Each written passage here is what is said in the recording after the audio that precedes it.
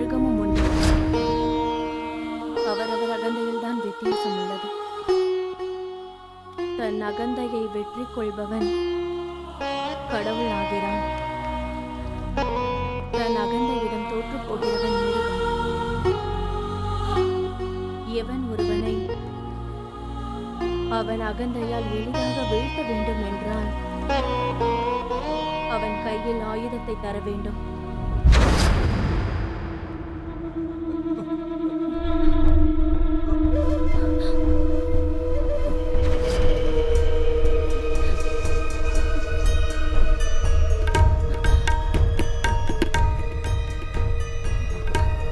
அனுமித்ரா, சீக்கிரம் தண்ணீர் கொண்டு வா.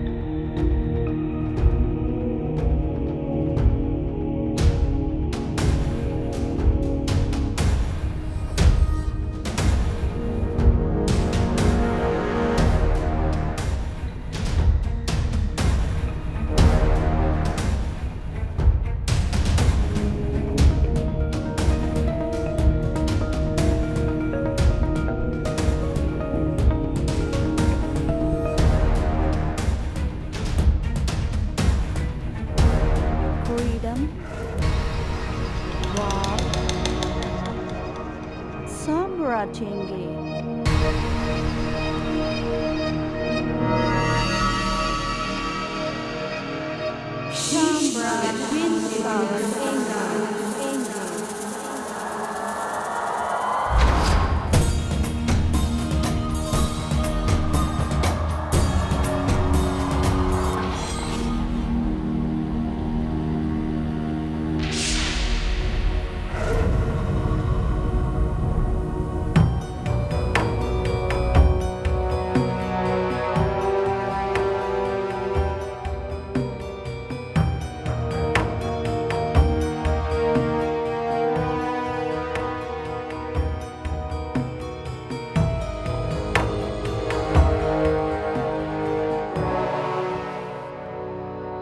மன்னிக்க வேண்டும் ராஜமாதா, இது காலத்தின் கொடுமை.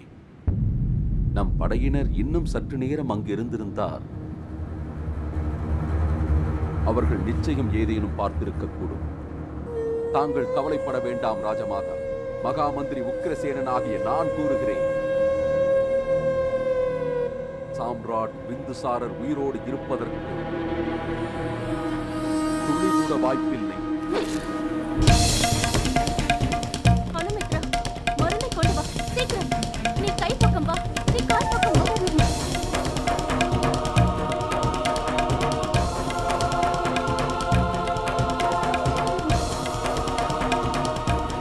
சாணக்கியர் உன்னை முடிசூட விடாமல் தடுத்தார். அதற்கான பலனை பிந்துசாரர் அனுபவித்தார். சாம்ராட் பிந்துசாரரின் மரண செய்தி மகத நாட்டின் மூலை முடுக்கெல்லாம் பரவவில்லை. இதுவரை பயந்து போலிந்திருந்த எதிரிகள் சுதந்திர தாகத்தில் வெளியில் வருவார்கள். ஆனால் அவர்களை கட்டுப்படுத்த இந்த மகத நாட்டில் சக்கரவர்த்தியே இல்லை. தீயாக பரவற்று தொடங்கச்சும் கலவரம்.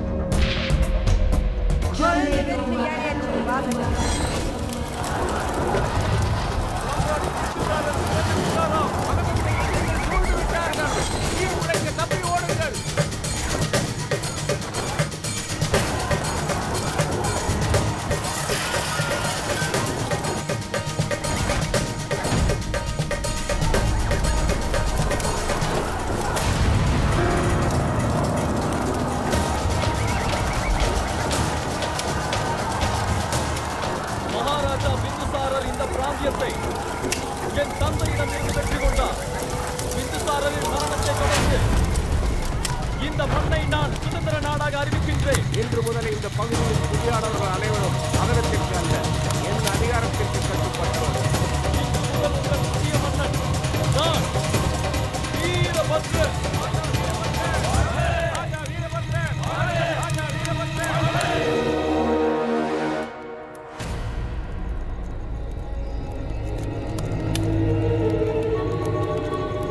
கலவரத்தை கட்டுப்படுத்தவில்லை என்றால் எல்லாம் கைமீறி போய்விடும் ஆச்சாரியன். இந்த அகண்ட தேசம் துண்டு துண்டாக போய்விடும். இந்த கலவரத்தை கட்டுப்படுத்த போவது யாருக்கு இருக்கிறது? உங்களுக்கு சொல்லுங்கள்.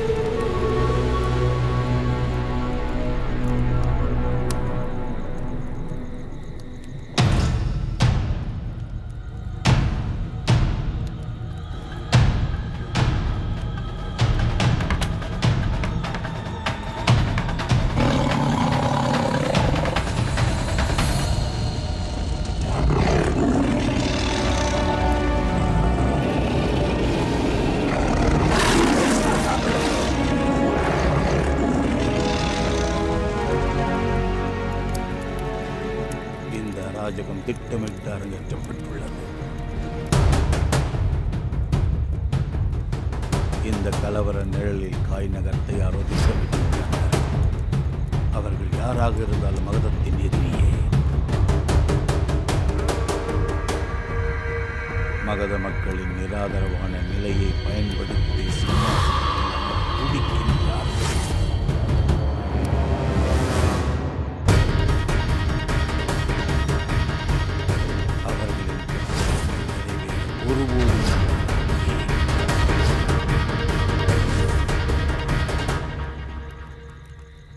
வா ஹெலினா, வா ஜஸ்டின்.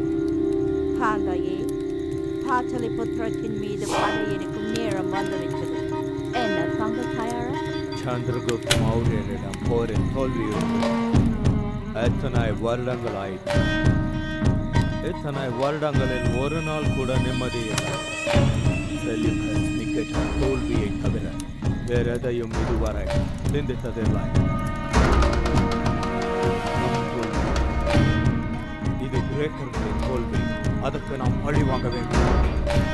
ஒன்றே லட்சியம். செல்யூகஸ் நிக்கேட்டருக்கு வெற்றி அடைய வேண்டும் என்கிற குறிக்கோளை தவிர வேறு என்ன வேலை?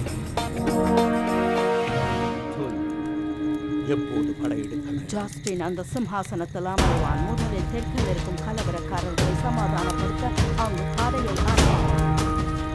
அப்பொழுது நீங்கள் வலது செயலிருந்து கோபத்துடன் வெற்றி நிச்சயம் நாம் பக்கம்.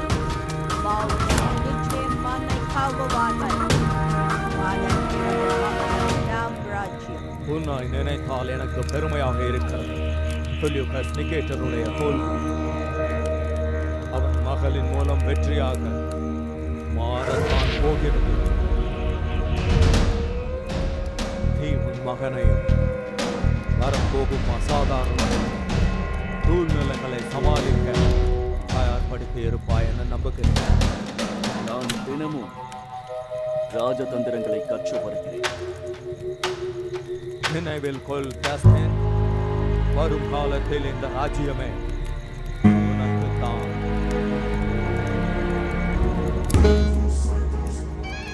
நூர் கொராசமும் தான்.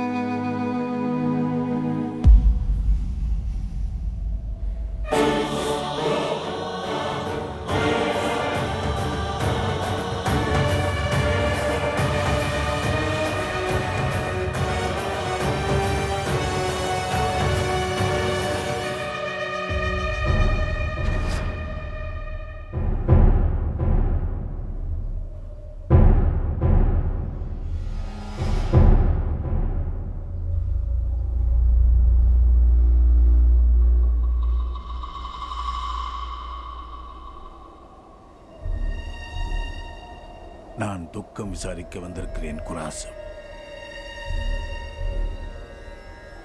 இந்த துக்ககரமான சூழ்நிலையில் அன்பு மகனை இழந்து நிற்கும் தங்களை எப்படி தேற்றுவது என்பது அறிய நினைத்து பார்க்க முடியாத சோகம் இது. சாணக்கியரே, மகத நாட்டின் சிறுவர்களுக்கு கூட தெரியும், எனக்கும் உங்களுக்கும் எந்த நட்பும் இல்லை. உண்மைதான் குராசம், இதுவும் உண்மைதான். தங்கள் மகனின் கொடூர மரணத்திற்கு பின்னணியில் ஒளிந்திருப்பது தங்களுக்கும் மகதத்திற்குமான பொது எதிரிதான். அந்த எதிரியை வீழ்த்த வேண்டும் என்றால் மகதத்திற்கு தங்கள் துணை தேவை. அதுதான் என்னுடைய வேண்டுகோள். தங்களுடைய மகனை கொன்றவர்கள் ஒளிந்திருப்பது மகதத்திலே. யாரும் தங்களுக்கு காற்றில் யுனானியின் துர்நாற்றம் வீசவில்லையா? தங்களுக்கு எவ்வாறு தெரியும்? அது அத்தனை சிரமமான காரியம். பாருங்கள் குராசம், நாம் ஒன்றிணைந்து அந்த எதிரிக்கு நரகத்தை காட்டுவோம். மீண்டும் மகதத்தின் சிம்மாசனத்தில் சாதனை அமர வைப்போம். சுயநினைவோடு பேசுங்கள் சாணக்கியரே. மகத நாடே அறியும் பிந்துசாரர் மரணமடைந்து விட்டார் என்று. குராசம், நான் விழிகளால் சாம்ராட் பிந்துசாரரின் பூதவுடலை காணும் வரையில் என்னை பொறுத்தவரை சாம்ராட் பிந்துசார் உயிருடன் தான் இருக்கிறார். குராசம், நாங்கள் சாம்ராட் பிந்துசாரை இந்த பொறுப்பை தங்கள் தலைவர் வேறு நம்பிக்கையாக ஒப்படைக்க முடியாது. சாம்ராட் பிந்துசாரர் உயிருடன் மீண்டு வந்தால் மட்டுமே தங்கள் மகளின் வரம் பிரகாசமாகும். இது சத்தியம்.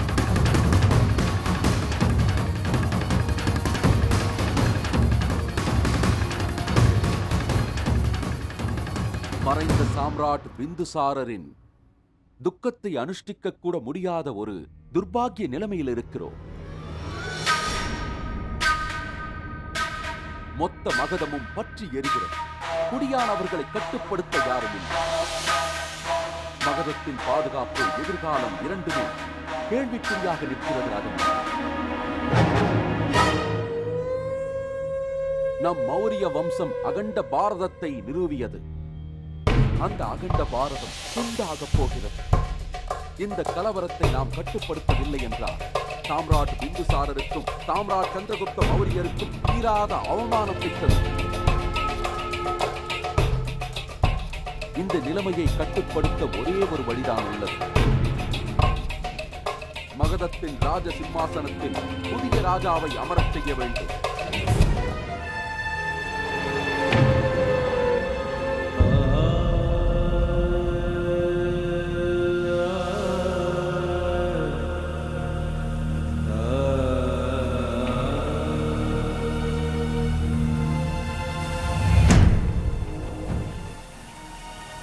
இதில் யோசிக்க என்ன இருக்கிறது?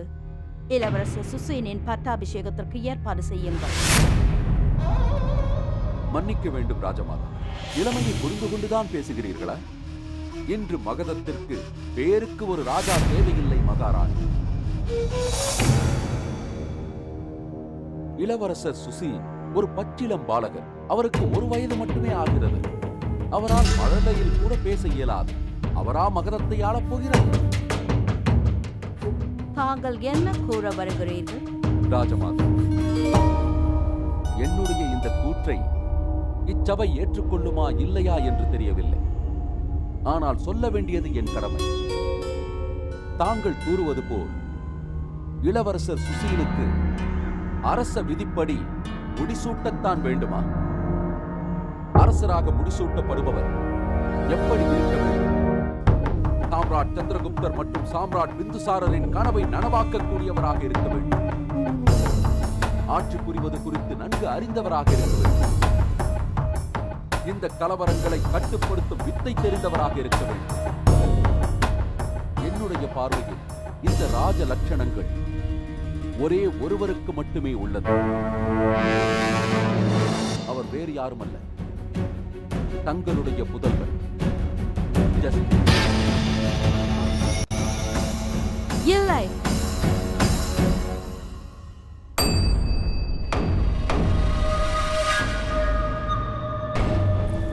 நிச்சயமாக இல்லை. எனக்கு இதில் உடன்பாடு இல்லை. எனக்கும் இல்லை. என் தமையன் இறந்த துக்கம் கூட இன்னும் தீரவில்லை. இந்நிலையில் இவ்வாறு பேசி என் துக்கத்தை இன்னும் அதிகப்படுத்தாதீர்கள் மகாமந்திரியார்.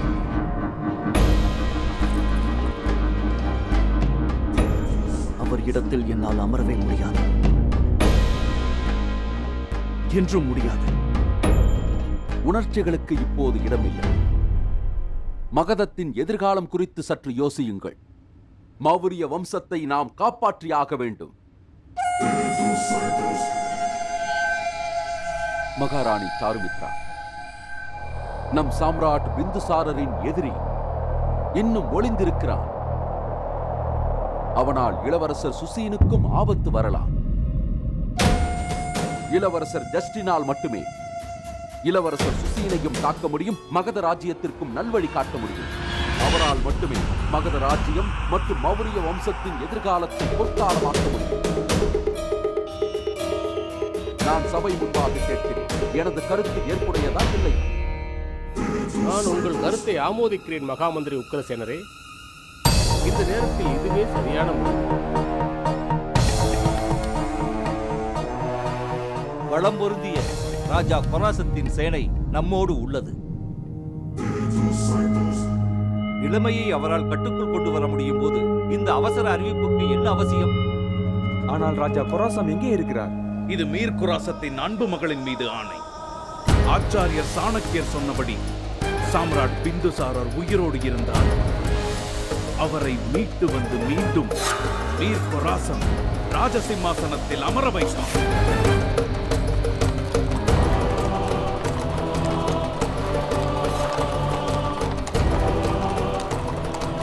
ராஜா மிர்குராசன் சோகத்தில் மூழ்கியுள்ளார். அவருக்காக நாம் காத்துக் கொண்டிருந்தால் இந்த மகதமே எரிந்து சாம்பலாகிவிடும். இனி நாம் காத்திருக்க நேரமில்லை, முடிவெடுத்தாக வேண்டும்.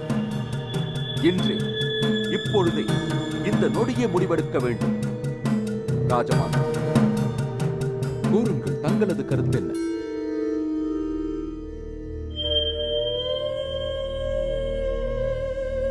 அனைவரும் இதையே விரும்பினால் நானும் ஏற்றுக்கொள்கிறேன்.